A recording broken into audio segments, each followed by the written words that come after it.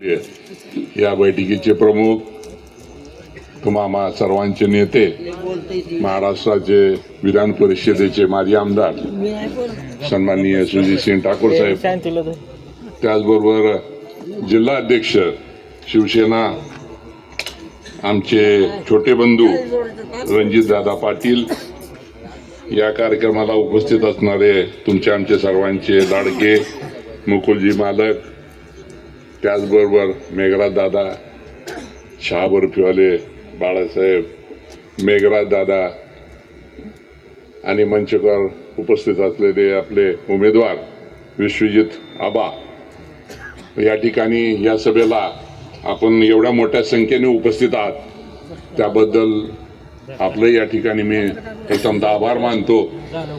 आपण या निवडणुकीला सामोरं जात असताना निश्चितपणे या 8-9 वर्षामध्ये जो कार्यकाळ झालेला आहे त्या कशा पद्धतीने हे गाडा हाकले गेलं नगर परिषदेचं हे तुमच्या लक्षात आलं असं.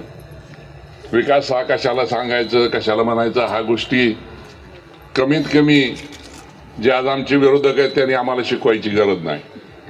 2011 ते 2016च्या काळामध्ये ठाकूर साहेब, आम्ही आणि तात्या आम्ही मिळून होतो, मालक आम्ही होतो, राजेश्वरीताई आमच्या, शिंदेताई आमच्या नगराध्यक्ष होत्या. त्या काळामध्ये काम करत असताना निश्चितपणे ह्या पारंड्याला काय आपल्याला लागतंय या गोष्टीचा विचार करून 14 कोटी रुपयाची नळ योजना, पाणी पुरवठा योजना ही चीना कोळगावणी या ठिकाणी आपण आणलेली आहे. पुढच्या 25 वर्षामध्ये तुम्हाला या ठिकाणी पाणी कमी पडणार नाही, एवढ्या मोठ्या प्रकारचं काम केलेलं आहे आम्ही. त्या काळामध्ये प्रशासकीय इमारत बांधत असताना 2 कोटी रुपयाची प्रशासकीय इमारत बांधली आहे, जे सुसज्ज इमारत अशी आहे की या उस्मानाबाद जिल्ह्यामध्ये एकही इमारत आपल्या परंड्या नगर परिषदेसारखी इमारत नाहीये.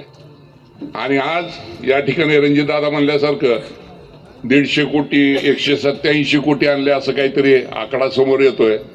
मला निश्चितपणे या ठिकाणी तुम्हाला सांगायचं, मी जास्त काय त्या खोलात जाणार नाही किती विकास झालाय ते, पण फक्त एक 50 कोटी आमच्या हातात दिला, मला का आपण सिंगापूर करू परंडा. बरोबर, सिंगापूर करण्याची ताकद आणि आमचं ती व्हिजन आहे, त्याला बघण्याची दृष्टिकोन लागतंय. त्याला पैसा हातात आल्यानंतर, या नगर परिषदेमध्ये पैसा आल्यानंतर त्याला कशा पद्धतीने आपण वापर करायला पाहिजे. गटारीन सिमेंट रस्ते करून कुठं पारंड्याचा विकास होत असतो का? नाही होणार. आज तुम्ही पारंड्याची परिस्थिती बघा काय. 2016च्या अगोदर आम्ही जे काम केलंय 2016ला, ते आम्ही पूर्णपणे या पारंड्याचं हॉट मिक्सिंग रस्ता केलेला होता. पारंड्यामध्ये धूळ उडत नव्हती. हा काम करण्याची पद्धत असते. आज हे शासकीय विश्रामगृहापासून ते तुम्ही इथं स्टँड पर्यंत या, तुम्हाला नंतर 10 मिनिटं तुम्हाला त्या रोडने जाता येत नाही. मरण यातनं भोगतात आमच्या निजामपुरातले लोक आणि ह्या रोडला ज्यांचे काय व्यवसाय आहेत ते दिवसातून 4-4 वेळेस त्यांना आपली दुकानं स्वच्छ करावं लागते. हा विकास नाही आहे ना. हा विकास तुम्ही सोडला आणि 100-150 कोटी आणले आणि 150 कोटी आल्या. 150 कोटी घालवले कुठे हे सांगा. 150 कोटी रुपयाचा तुम्हाला हिशोब द्यावा लागेल या पारंड्याच्या जनतेला. पैसा आणणं आणि पैसा खर्च करणं ह्याच्यासाठी खूप मोठी ताकद लागते, त्याला पूर्णपणे टीमवर्क लागतंय. एकाच माणसाने सगळं माय करूंगा सब करू माय करूंगा नाही, या गोष्टी तुम्ही विसरून चला. आता निश्चितपणे तुम्हाला मी काय जास्त वेळ बोलणार नाही. आणखीन एक आपल्याला पुढं सभा आहे. मी या ठिकाणी एवढंच सांगेन, या ठिकाणी हे 6, 7 आणि 8 हा सेंटर आहे या ठिकाणी तिन्ही वार्डाचा. या तिन्ही वार्डातल्या लोकांना निश्चितपणे तुम्ही काम करण्याची संधी द्या. असे नगरसेवक निवडा की जे 5 वर्ष काम करतील, मध्ये धोका येणार नाहीत. हा, या पद्धतीने तुम्ही आपण सगळेजण पुढे जाऊया. आणि मला एक वाटतं या ठिकाणी की खरी तात्यांना जर श्रद्धांजली तुम्हाला व्हायचं असेल, ज्ञानेश्वर तात्यांना, तर ती विश्वजित आबाला नगराध्यक्ष करून आपण श्रद्धांजली सगळे वाहू. ही खूनगाठ बांधा. ठीक आहे, आमचे मतभेद होते, आम्ही एकमेकाच्या विरोधात बांधत होतो, ठाकूर साहेब आम्ही एकमेकाच्या विरोधात बांधत होतो, पण आज तो काय परिस्थिती नाही राहिली या पारंड्याची. आज तुम्हाला आम्हाला सगळ्याला एकत्र ह्याच्यासाठी यावं लागलं की काहीतरी या पारंड्याचा एक दृष्टिकोन आपल्याला घ्यायला पाहिजे. या पारंड्यामध्ये शांतता नांदायला पाहिजे. या पारंड्यामध्ये माझा तरुण वर्ग हा व्यसनधीन नाही झाला पाहिजे. या सगळ्या गोष्टीचा विचार करून आम्ही ठाकूर साहेब, राहुल भैया, मोठे साहेब, त्यांचंही या ठिकाणी मी आज मोठ्या मनाने त्यांचं अभिनंदन करतो की त्यांनी सुद्धा आमच्या ह्या निर्णयाला साथ दिली. आणि रणजितदादा हे आम्ही सगळे बसलो आणि एकच उमेदवार द्यायचा आम्ही प्रयत्न केलेला. मागच्या 2016ला ज्या चुका झाल्या त्या चुका आता व्हायच्या नाहीत आणि तुम्हाला जर व्यवस्थिशीर या ठिकाणी परांड्याला एक वेगळी दिशा द्यायची असेल तर आपण सगळेजण या ठिकाणी मिळून काम करूया.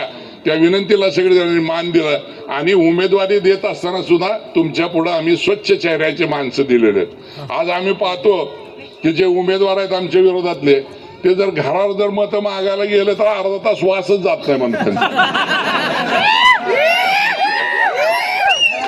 अर्धा तास वासच जात नाही म्हणले नाकातला आणि सगळे घरातला. त्याच्यामुळे आम्ही सांगितलं आमच्याकडे येऊ नका, तुम्हाला मतं द्यायची की नाही ठरवतो, पण आमच्या दारात काय तुम्ही येऊ नका. हे असे जर उमेदवार तुम्ही त्या नगर परिषदेमध्ये जर नगरसेवक म्हणून पाठवत असाल, अहो नगरसेवक व्हायचं कशाला हो? नगरसेवक काय घर भरायला व्हायचं नसतंय. ज्या माणसाने आपल्याला विश्वास टाकून आपल्याला मोठं केलेलं आहे, नगरसेवक म्हणून त्या नगरपालिकेमध्ये पाठवलेलं आहे, त्या लोकांच्या विश्वासाला तुम्हाला उतरावं लागेल. नागरी सुविधा म्हणजे काय असतात परांड्यातल्या किंवा कुठल्या गावच्या नागरी सुविधा काय? लाईट आलं, पाणी आलं, गटारी स्वच्छ व्हायला पाहिजे, रस्ते चांगले व्हायला पाहिजे, ही नागरी सुविधा आहे. ह्याच्या पलीकडे तुम्ही काही मागायला जात नाही त्या नगरसेवकाला. पण तेवढी दृष्टी न ठेवता जर तिथं फक्त आपल्याला काहीतरी गव्हाळ मिळतंय म्हणून तिथं जर तुम्हाला जायचं असेल तर ही कल्पना तुम्ही मनातून काढून टाका. या भावनेतून हे स्थानिक स्वराज्य संस्था चलत नसती. त्याला या ठिकाणी आपलं स्वतःचं बाहेर टाकावं लागतंय आणि लोकांमध्ये जाऊन या ठिकाणी काम करावं लागतंय तर नगर परिषद चलत असते या ठिकाणी आणि गाव स्वच्छ राहत असतं. गाव कसं स्वच्छ राहील याची पूर्णपणे आम्ही 25 वर्ष नगर परिषद चालवली. पण गावात व्यवस्थिशीर कसं राहील, पाणी व्यवस्थिशीर कसं येईल, रस्ते चांगले कसे येतील, ग्रामीण रुग्णालय व्यवस्थिशीर कसं चालेल, लाईट व्यवस्थिशीर कशी लागेल, हे आपल्या नगर परिषदेचे काम आहे. या कामाला कसं ते या ठिकाणी सर्व आमचे उमेदवार आहेत ते सक्षम आहेत आणि या सक्षम उमेदवाराला पुढे घेऊन जायची जबाबदारी निश्चितपणे विश्वजित आबावर या ठिकाणी.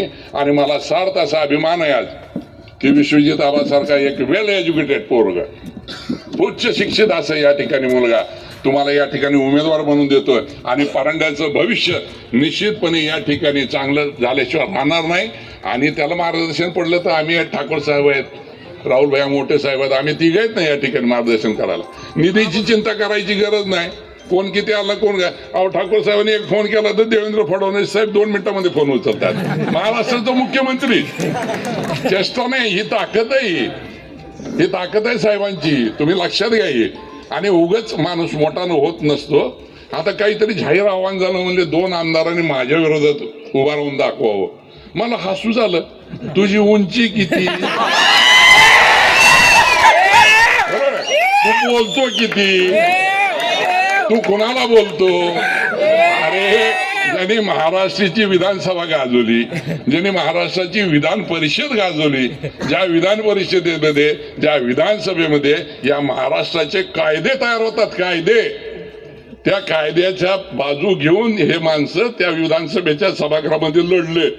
इथं कुठं 22 कोटी नगरपालिका चालवणाऱ्या माणसाने एवढे मोठे गप्पा मारले. नाही नाही नाही नाही, हे आपल्यासारख्याला शोभत नाही. आपलं तोंड आपण बारकं ठेवावं, आपण बोलतो किती ह्याचं भान ठेवावं. काय बोलायचं मला हे कळत नाही की मस्ती कशाची आली. म्हणले काय चाललंय. आणि ते आमदार येतात आणि ते म्हणतात की हे सगळे म्हणजे माझ्या विरोधातले, ह्यांनी माझं कामच केलं नाही. अहो आम्ही शब्द घेऊन सांगतो आम्ही आमच्या इमानदारीने त्यांचं काम केलेलं आहे. आणि साफ जर तुम्ही म्हणत असाल की आमचं काम केलं नाही तुम्ही, तर तुमच्यासारखा ऐशान फारोबशी माणूस कोणी नाही. ज्यांनी काम केलं त्यालाच काहीतरी बोलायचं नाही. नाही हे चुकीचं आहे साहेब. आम्हाला ह्या गोष्टी खूप मनापर्यंत लागलेल्या आहेत. पण आज ही बोलायची पाळी नाही. मी निश्चितपणे तुमचा जास्त वेळ घेणार नाही. या ठिकाणी आपण सर्व ज्या आत्मीयतेनं आज विश्वजित आबाला या ठिकाणी नगराध्यक्ष आणि बाकीच्या आमच्या सगळ्या लोकांना या ठिकाणी नगरसेवक निवडण्यासाठी जे आलात या ठिकाणी मी सर्वांचं या ठिकाणी मनापासून आभार मानतो. एका 2 तारखेला छत्री दिसली की बटन दाबा. कोण आहे काय काही बघू नका. तुम्ही निवडून द्या. रणजितदादा आणि विश्वजित आबावर या ठिकाणी जबाबदारी टाका. त्याला समर्थपणे 5 वर्ष या परांड्याचा विकास केल्याशिवाय आम्ही राहणार नाही. एवढंच या ठिकाणी तुम्हाला शब्द देतो. थांबतो. जय हिंद, जय महाराष्ट्र.